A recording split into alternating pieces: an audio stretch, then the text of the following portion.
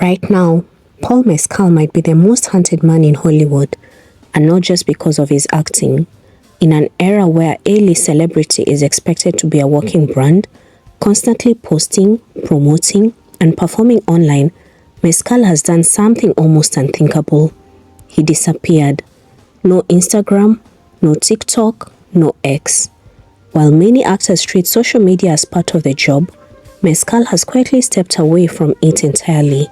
And yet somehow, the less visible he becomes online, the bigger his presence grows on screen.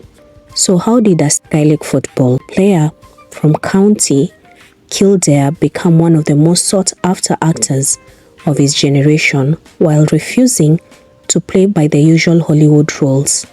To understand the rise of Paul Mescal, you have to go back to the beginning.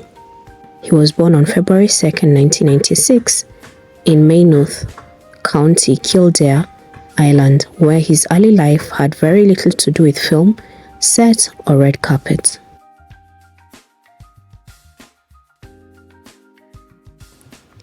Before the award buzz, before the red carpet, and long before blockbuster budgets, Mescal was focused on something completely different: sport.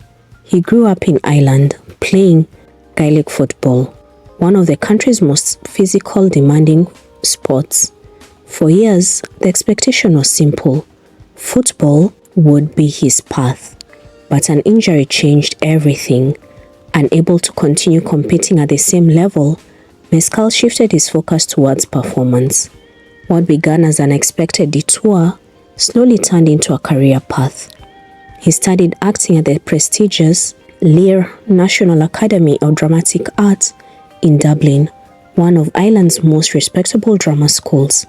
Even then, no one predicted how quickly his life would change. That turning point arrived in 2020, when the television adaptation of Normal People premiered. It didn't just become a hit, it became a cultural phenomenon. Mescal's portrayal of Cornel Waldron turned him from a relatively unknown graduate actor into an international breakout star almost overnight. The performance earned him a nomination for a Primetime Emmy Award and introduced audiences around the world to a new kind of leading man. He wasn't flashy, he wasn't loud, but he carried an emotional authenticity that viewers found impossible to ignore. Yet, something interesting happened after Normal People. Instead of chasing the biggest offers immediately, Mescal slowed down. He chose smaller films, emotional complex characters, and projects that emphasize storytelling over spectacle. That strategy paid off in a major way when he delivered a heartbreaking performance in the drama After Sun. The role earned him an Academy Award nomination for Best Actor and confirmed what critics had suspected. Since Normal People, Paul Mescal wasn't just a breakout star, he was a serious actor, and Hollywood noticed. In recent years, Mescal had begun stepping into much larger production, including historical epics and major studio projects. One of the most anticipated was his appearance in Gladiator 2, directed by Ridley Scott. Suddenly, the actor who once built his reputation on quiet indie performances was carrying the weight of a blockbuster expectation. With this project came a dramatic shift in his financial position as well.